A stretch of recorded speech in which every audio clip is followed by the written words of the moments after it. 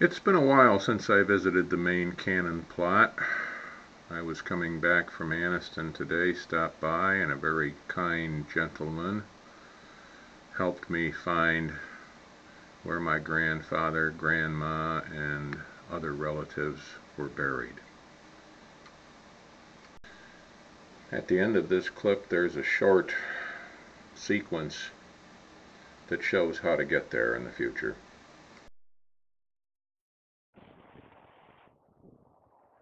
Hey, these are the family plots in the Anniston Cemetery.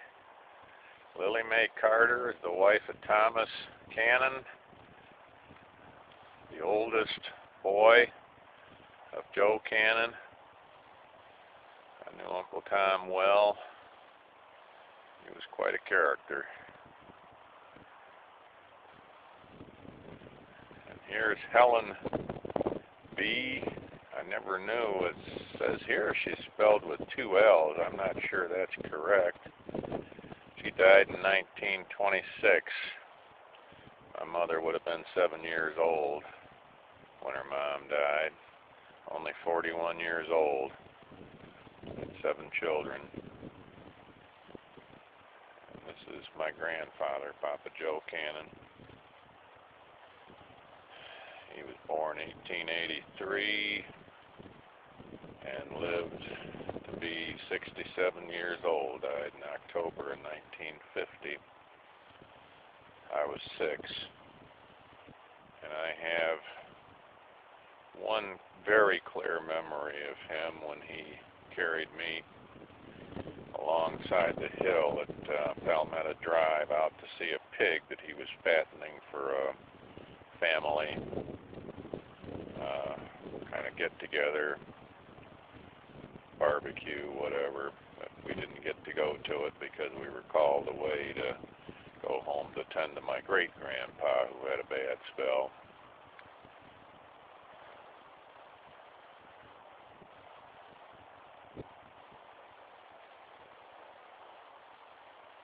Here we have baby Lily Smith.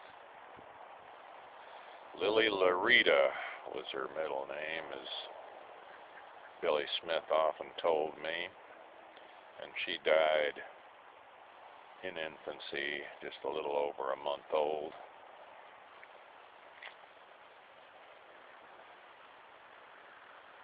There's Gattrell.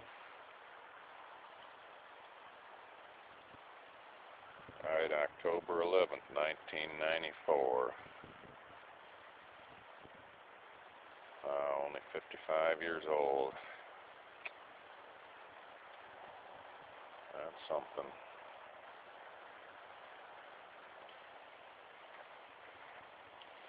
Here's Aunt Sally, his mother.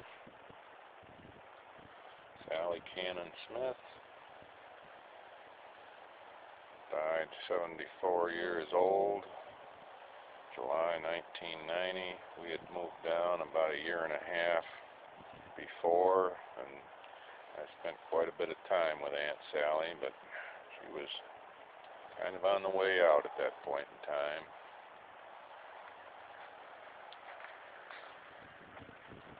And here's her daughter, Virginia, Jenny, referred to by all. I remember Jenny. There's pictures of me with her. And she died July 10th, 1949. Very tragic story. Glen Addy Apartments, where I often stayed with the Smith family. Patty, her sister, being about 2 years older. So Patty would have been 6 and Patty was 8, and they were out near the front row of the Glen Addy Apartments, and Patty was tending to Jenny, but Jenny ran out into traffic and was killed by a truck. That's something I know for a fact that Patty always regretted, that she, was kind of in attendance when this happened.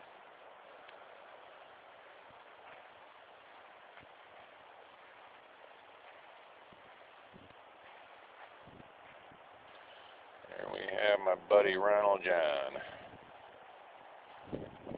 Died at 39 years old, August 1992. And Ronald John he visited me many times up in New York. He fought with alcoholism and substance abuse to a great extent. He'd lick it for a while and then it'd pop back up on him. He was killed in a motorcycle accident.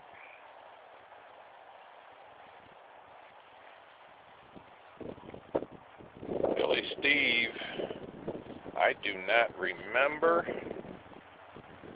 but he would have been the oldest of the cousins, as he was born in 1929, died at only 26 years old. Uncle Tom's only child, and he basically, as I understand it, Uncle Tom was an alcoholic, so was Billy Steve, and he, as I understand it, his death was due to alcoholism.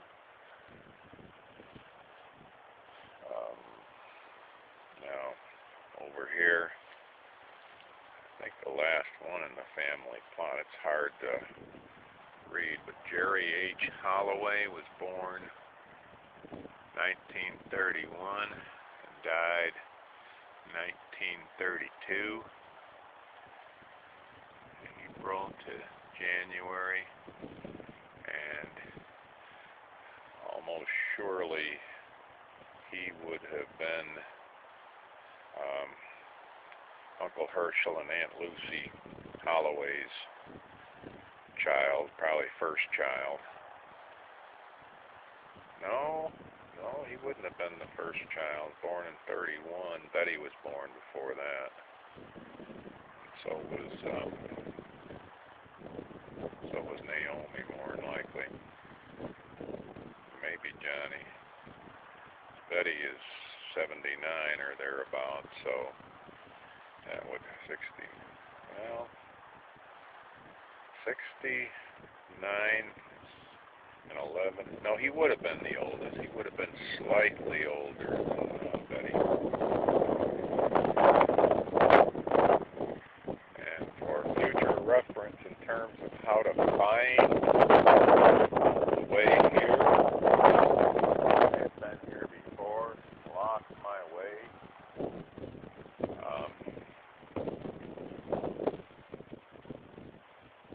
The right side of the building, the attendance building, is straight ahead from the back side of the family plot, straight out. You can see the back side of the old Kmart from the plot. Probably the closest place to come by car. Says Division N over here. Division N, coming towards the attendance shack, and to the right.